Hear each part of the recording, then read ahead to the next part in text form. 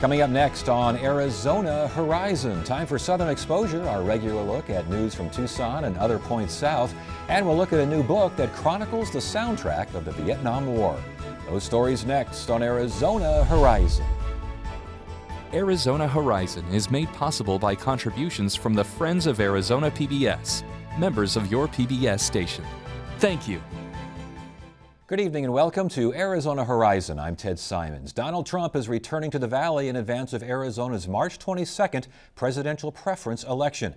Trump's campaign says the rally will likely be Saturday afternoon, time and location to be determined. It'll be Trump's third visit to Arizona during the campaign. And on the Democratic side, Bernie Sanders plans to hold a rally tomorrow in Phoenix. Again, no confirmation as yet on time and location. Today, Sanders' wife, Jane Sanders, is in town, meeting with immigration activists at Maricopa County's Tent City Jail.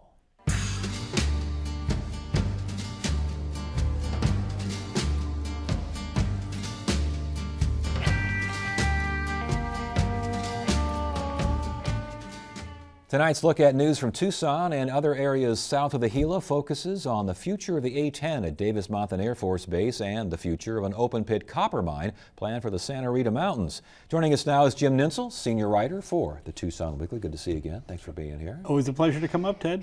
Davis-Monthan Air Force Secretary visited there, I think, last month or so. Talk to us about what the A-10 is and the future of the A-10 at the base. Well, the A-10 is the Air Force's close air support aircraft, which means, unlike a lot of other planes, it can get right down into the combat zone. It can fire upon the opposing troops. It can provide a lot of relief to the troops on the ground.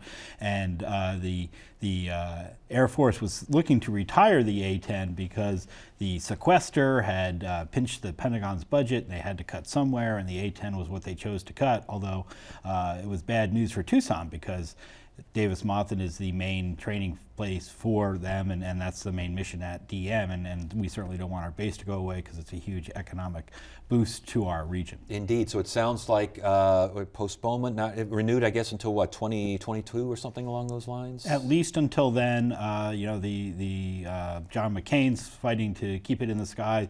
Martha McSally, our congresswoman down there, was an A-10 pilot and squadron leader, and so she's definitely there fighting for it. The idea is the F-35 is supposed to take the place of all the planes and do all the different jobs of them. A lot of skepticism that it can provide the same kind of close air support that the A-10 can provide, so the troops want to keep the A-10 in the sky. I've heard a lot of residents near the base are all concerned about the noise of the F-35 as well. They are, and so far we haven't been selected as an F-35 training base. Right. I mean, that's up here, and you're, once again, just like with spring training, you're taking our planes away from us as well. Yes. So yeah, there may be some visits from the F-35. It's been through there a few times, but no plans to have a permanent home there. Okay, so the future of Davis-Monthan looks okay for now. Rosemont Copper Mine, this is a massive open pit mine down there. Talk to us about it. This is a mile-wide mine in the Santa Rita Mountains, and the builders of this mine need to get some Forest Service permission in order to move forward with the project, which they're in the process of trying to do, but they're running into some regulatory hurdles for a number of reasons, including the Army Corps of Engineers is skeptical about what the impact on the waterways down there will be. The EPA similarly has some concerns in that area. The Fish and Wildlife Service is concerned. You know, we have a jaguar, the only jaguar. I've seen photos. El Jefe is on the loose in that area, so there's concerns about the habitat down there. We have an ocelot in the area as well. So there's a lot of concerns from the environmental side about what the impact of this mine would be.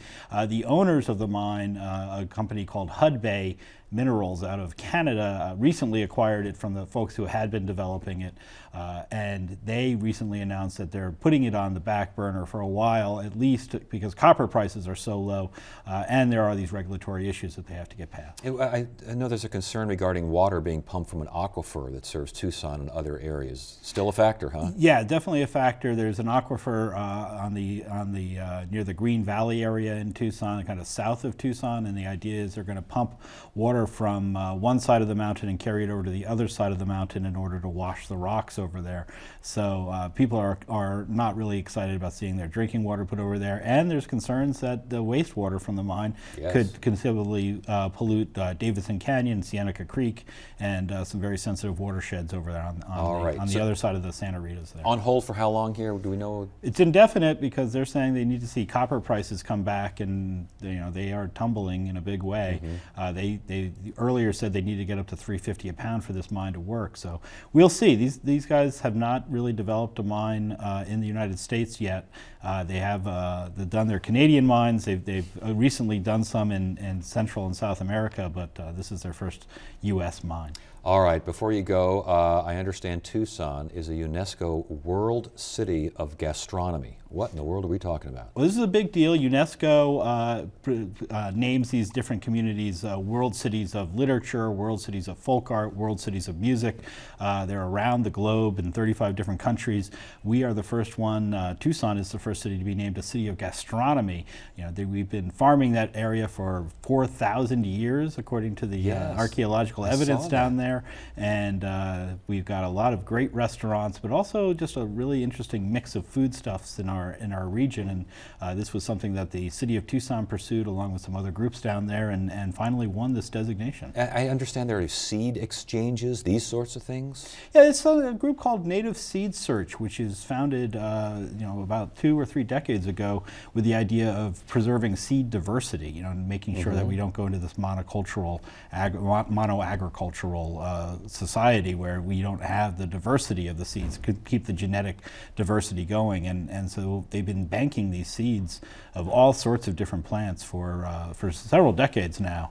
And the idea is you bring them out, you grow some of these crops that were native to the area. So it's not just, hey, you got a bunch of nice restaurants or a couple of cool chefs. I mean, it's farming, it's agriculture, the history, obviously, that DNA putting those folks at 4,000 years old. That's amazing. It's been continually farmed for a long time. A lot of folks have lived along the Santa Cruz River there at the base of A Mountain. And this is Creative Cities Network? This is what all of this is part of? Exactly, and they're scattered around the globe, so this is a big designation for Tucson. It's going to put us on the map for a lot of tourists to come and check out what we have going on the food front. And we should mention real quickly, our next guest was one of those folks, is authors at the Tucson Festival of Books. That's a big deal down there. It's become the 4th largest book festival in the country in 8 years. It's an enormous deal. It takes place on the second weekend in March every year. Hundreds of authors showing up, panels of everything, fiction, nonfiction, mysteries, science fiction, fantasy, anything you're interested in, you can find it at the Festival of Books. And well attended, obviously. Oh yeah, over 100,000 people down there on the U of A Mall over those 2 days. My goodness. Spectacular event, and one of our finest. So you missed out, Ted. I was going to say, I missed out on the books, and I missed out on some good food, apparently. Well, you can get down there for the food anytime. All right, good to see you. Always a pleasure.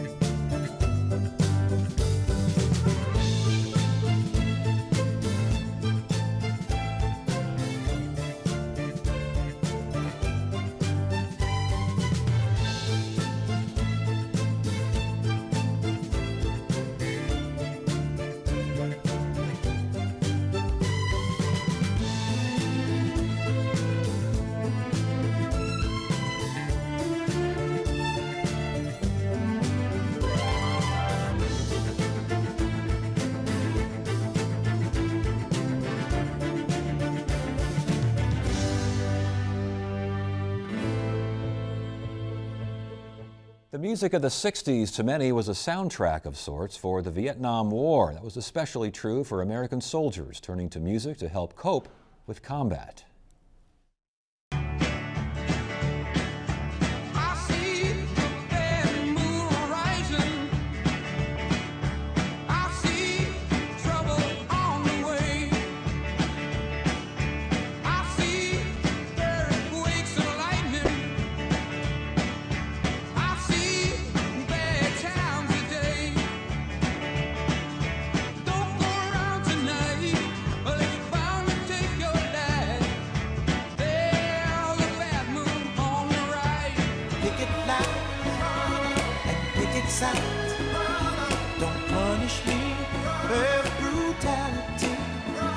Come on, talk to me. You can see what's going on. Yeah, what's going on? Tell me what's going on. I'll tell you what's going on. Ooh. Stone is ready, my very life today. If I don't get some shelter, oh yeah, I'm gonna fade away. Oh, dear, it's got to shine away. It's got to shine away. Oh, dear, it's got to shine away. It's got to shine away. We gotta get out of this place. If it's the last thing we ever do, we gotta get out of this place. Girl, there's a better life for me and you.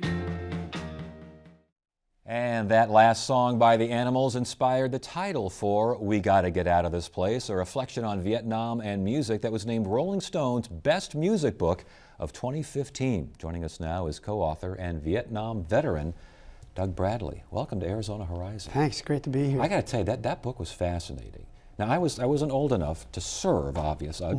Shouldn't, maybe it's not obvious, but It's obvious to me. but I remember the era. I was a kid back in those, and the songs mean so much to me in some ways, but for you guys, boy, they really bring back memories, don't they? Absolutely, and that's what we found, Ted, is that over the years, one of the sad legacies of the war is that a lot of the men and women were never welcomed home properly and really welcomed to talk, and people didn't listen to their stories. So what we found was that if we asked them about a song, that would enable them to maybe talk about the experience and hopefully in the course of that, get back home. Yeah. And it was a marvelous experience for us. And we talked about the title of the book, We Gotta Get Out of This Place. In your book, I mean, everywhere you go, people are singing, they're breaking out into, this song really was it, wasn't it? It was, and it was never intended that way. You know, the writers of the song intended it for the Righteous Brothers. Yes. It ends up going over to England and get picked up by the Animals. It becomes our anthem in Vietnam, so go figure. And Eric Burdon says he still everywhere he goes, when that song is mentioned, veterans come up to him and tell him how important that song Absolutely. was. It's played at every Vietnam vet reunion. I mean, as one of the people in the book says, it's our national anthem. And you know, and the overtly, we think of Vietnam protest songs or Vietnam War songs, the Green Beret and some of the protest songs. Those weren't necessarily the biggies, were they? No, they weren't. They were there. They're part of the soundtrack because radio was our internet. We all listened to the same music. But you're right. It was more about longing, homesickness, maybe being away. If your wife's name was Gloria, Gloria was your favorite song. Yes. And My Girl, Of Big course, by the Temptations, Mike, Temptations. and The Letter by the Box Tops. Right. Mail call was huge. I mean, we didn't have the internet. We couldn't text. So letters was a great way to stay in touch with our loved ones. Talk about the different eras now, because in the book there definitely is a dividing line. The Gulf of Tonkin seemed like that was kind of the dividing line. But talk about early on, and then once things escalated, Tet Offensives and such, kind of moved things into a different gear. Absolutely. Early on, a lot of the people that were in Vietnam were enlistees, people who were in the military, maybe career soldiers. They wanted to be there. And some of the music then was fairly patriotic. I mean, Green Berets is a fairly patriotic song. Johnny Wright's Hello, Vietnam. And we had minstrel singers. There were a lot of, groups formed by GIs to keep one another's, and they would sometimes play folk songs like Draft Dodge Your Rag and protest songs, which is really kind of funny. But then you're right, as things got to get a little tougher and a little rougher, the music was mirroring the change as well in America and in Vietnam. The soundtrack began to change. And you also started to have some divisions in terms of who liked, some people liked the harder rock, some people stayed with soul, some people stayed with country. Interesting. And early on, you write that Elvis, big band, there were still remnants of big band music, and Pat Boone, a biggie over? Pat Boone, Tony Bennett. Yes. Yeah. And it's funny to watch that change, over time, because by the time I'm there in 70 and 71, it was, we had Doors, Cream, Iron Butterfly. Yes. I mean, that's a different soundtrack. No, it sure is. I remember in your book you wrote, one of the soldiers said, we had the Beach Boys. How could we lose? They come marching over there thinking they're big as like, we got the Beach Boys. Yeah, and that was before things got hairy. Well, and that gets back to your thing about change. The Beach Boys go from fun, fun, fun to good vibrations. I mean, something's happening there musically. The Ballad of the Green Beret is a song I remember as a kid, and I remember the military folks around me were that struck a chord with them.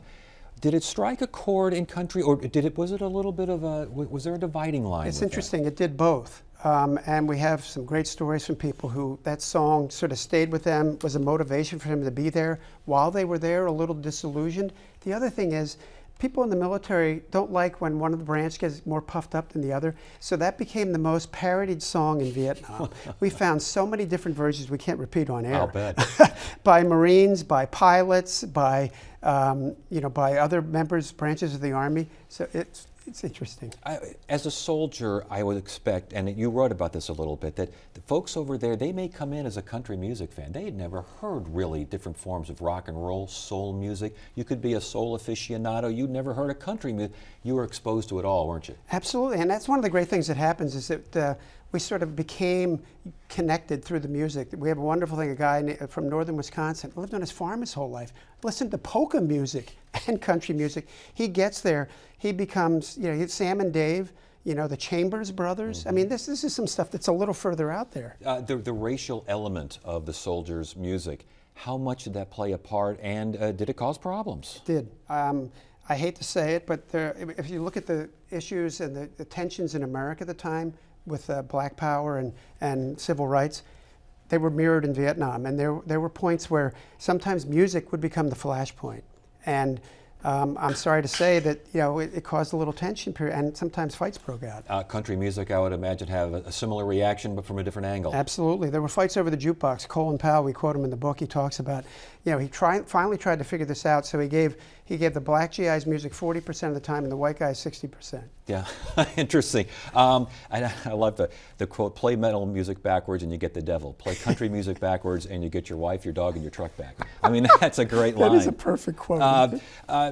Creedence, throughout the book, Creedence Clear, a variety of songs. It's interesting. Did that just, why?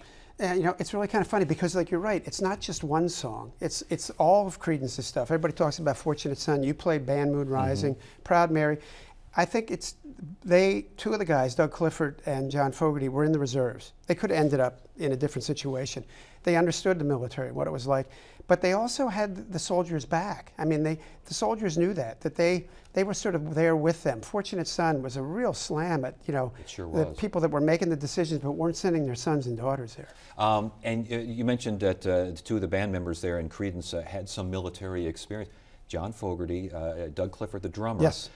Country Joe of Country Joe and the Fish is a veteran? Can you believe that? When we met him in San Francisco, we went out there to interview him, and he picked us up at the BART station. First thing he said to us was, "I'm a veteran first and a hippie second."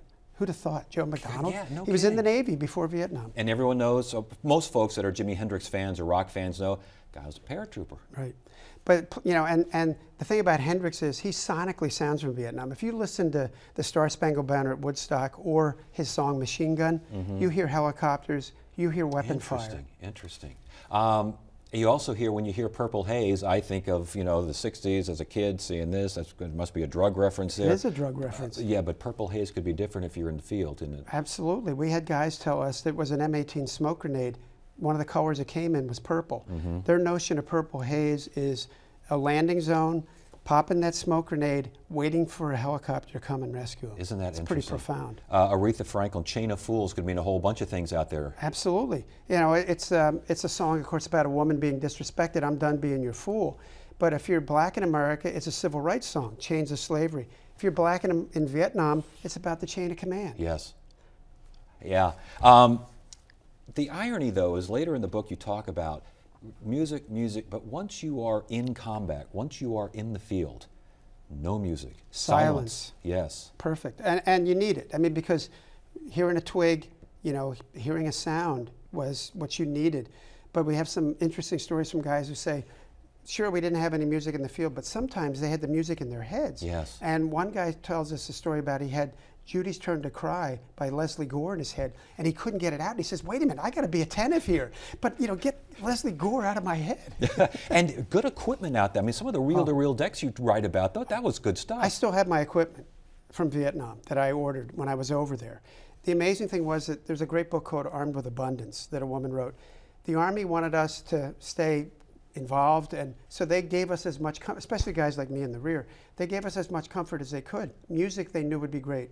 We had acts, we had cassettes, we had reel-to-reel, we had AFVN, we had James Brown coming over. Yeah. We had music all the time because they thought it would keep our morale up and keep us engaged. I did an interesting quote by James Brown when he went over there. One of the officials talked to him, one of the higher-ups talked to him, and he said, "You got a problem here, and you don't even realize it." Even James Brown could see it from the stage. Absolutely, and he helped. I think the fact that he had a white musician in his band that toured there, I think sent a message to the audiences, and especially the black soldiers who at that point, after MLK's assassination, were kind of fed up. The reaction you've had to this book, you know, this music takes me to a certain place, but for a Vietnam veteran, it takes them to a very different place. What kind of reaction are you getting? The reaction has been incredible. People are grateful, they're thankful, they're engaged, they feel that they can maybe share their story. We put up a website where people we can get the interview can share that. But some people, Ted, the sad reality is they still can't go there. And we still have some people say, they'll start to tell us something, they'll say, Yeah. I can't talk. Takes it back too much. Yeah.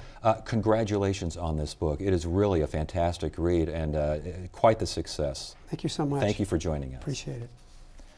And Tuesday on Arizona Horizon, we'll look at a new poll on the upcoming Arizona presidential preference election, and columnist E.J. Dionne will join us in studio to discuss his new book on the rise and fall of political conservatism. That's at 5:30 on the next Arizona Horizon. That is it for now. I'm Ted Simons. Thank you so much for joining us. You have a great evening.